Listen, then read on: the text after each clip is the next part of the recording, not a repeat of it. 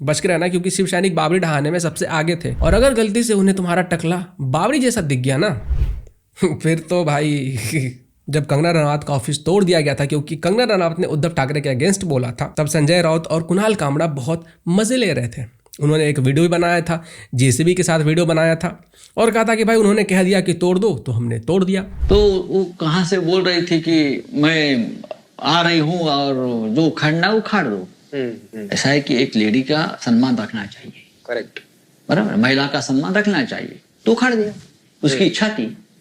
और आज जब कुणाल कामरा पिटते पिटते बचा है, जहां पे उसने अपना so called stand up comedy किया था, वहां पे लोगों ने जाकर तोड़फोड़ मचाई है, तो अब ये लोग विक्टिम कार्ड खेल रहे हैं कि भाई हमारा फ्रीडम ऑफ स्पीच है ही नहीं, हमें तो बोलने का अधिकार ही नहीं दिया गया। जबकि यही लोग, एक जर्नलिस्ट जो कि अर्नब गोस्वामी, जो कि एक प्रोमिनेंट जर्नलिस्ट है, जब उसे उद्धव ठाकरे की गवर्नमेंट हैरेस कर रही थी, तब ये लोग बहुत मजे ले रहे थे कि इसके साथ तो यही होना चाहिए।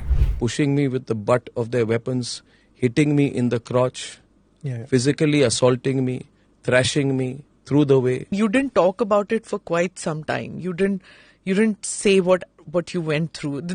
Those jails, Taloja jail and all, it's where terrorists are there. That's a period of my life I have not spoken about in detail.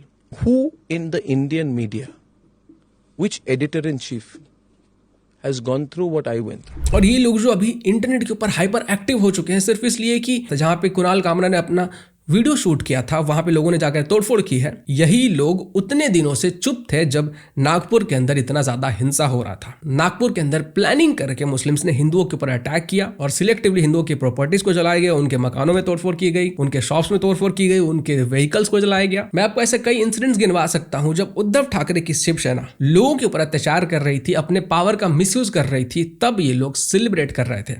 और आज जब इनके साथ मारपीट नहीं हुए, मुझे तो बीजेपी और शिव सैनिकों से कंप्लेन है कि भाई अगर आपको कुछ करना ही था तो जाके कुणाल कामरा के साथ आप गाना गाते, कुणाल कामरा से आप गाना गवाते। ये आप लोग क्या बेवकूफ़ी करके आए हो कि भाई जाके जहाँ पे ये शूट हुआ है वीडियो वहाँ पे तोड़फोड़ करके आए हो। अगर आपको कुछ करना ही था तो जाके जहाँ पे वीडियो शूट हुआ है उसको वार्निंग देके आता है कि भाई तुम्हारे इस स्टूडियो के अंदर दोबारा से कुणाल कामरा हमें नहीं दिखना चाहिए। मैं आपको कुछ इंसिडेंट्स गिनवाता हूं कि ये लोग कैसे सेलिब्रेट कर रहे थे जब शिवसेना वाले लोगों को असॉल्ट कर रहे थे। 2019 में एक व्यक्ति ने उद्धव ठाकरे के अगेंस्ट कुछ पोस्ट कर दिया था फेसबुक के ऊपर। उसको उद्धव ठाकरे के जो सपोर्टर्स थे ना वो घसीट कर निकालते हैं, उसके साथ मारपीट करते हैं, उसका सर सेव कर देते हैं, उसके बाल मुड़ देते हैं और उसको ह्यूमिलेट किया जाता है। उस समय ये लोग बहुत खुशी मना रहे थे कि भाई बहुत बढ़िया हुआ, किसी ने उद्धव ठाकरे के अगेंस्ट कैसे पोस्ट कर दिया, उसकी तो पिटाई होनी ही चाहिए, उसका तो सर मुड़ना ही चाहिए, इस लोगों के सामने शेम करना चाहिए। और जबकि कुणाल कामरा के मामले में तो कुछ हुआ भी नहीं है, लेकिन फिर भी ये लोग विधवा विलाप, इनका छाती पीटना सब कुछ शुरू हो चुका है। सितंबर 2020 में एक नेवी के रिटायर्ड ऑफिसर थे जिन्होंने कि उद्धव ठाकरे के अगेंस्ट एक व्हाट्सएप शेयर कर दिया था। इस चीज के लिए जो उद्धव ठाकरे के सपोर्टर्स थे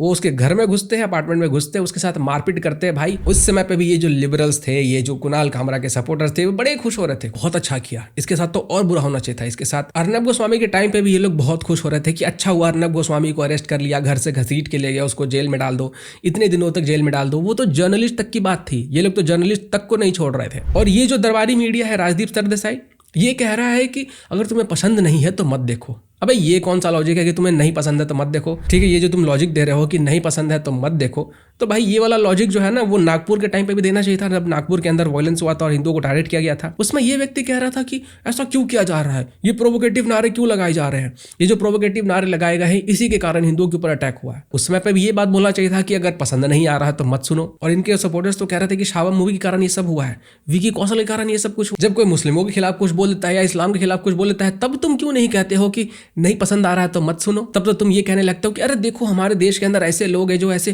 प्रोवोकेटिव नारे लगाते हैं, प्रोवोकेटिव स्पीचेस देते हैं। खैर इस राजदीप सरदेसाई की बातों की क्या ही क्रेडिबिलिटी है, इसकी बीवी तो खुद टीएमसी वाली है। मैं तो शिवसेना वालों से नाखुश हूं कि भाई तुम्हें वहां पे जाके तोड़फोड़ करने की क्या जरूरत थी? कुछ करना ही था भाई, बातचीत करनी थी या जो भी तुम्हें करना था तो कुणाल कामरा के साथ जाकर डायरेक्ट कर लेते। ये क्या बच्चों वाली हरकत है कि भाई जहां पे वो नहीं है वहां पे जाके तोड़फोड़ कर रहे हैं। कुणाल कामरा बहुत मजे ले रहा था शुरुआत, और अब जब कर्मा रिटर्न बैक आया है वो भी इंटरेस्ट के साथ, तब इसको freedom of speech, freedom of expression याद आ रहा है। वो तो कुणाल कामरा का नसीब बढ़िया था कि वो पकड़ा नहीं गया, नहीं तो अगर वो पकड़ा जाता ना तो भाई ये जो बंजर खेती है ना तुम्हारी, उसके ऊपर कैसी कैसी फसल शिवसेना वाले लगाते हैं ना, तुम सोच भी नहीं सकते हो।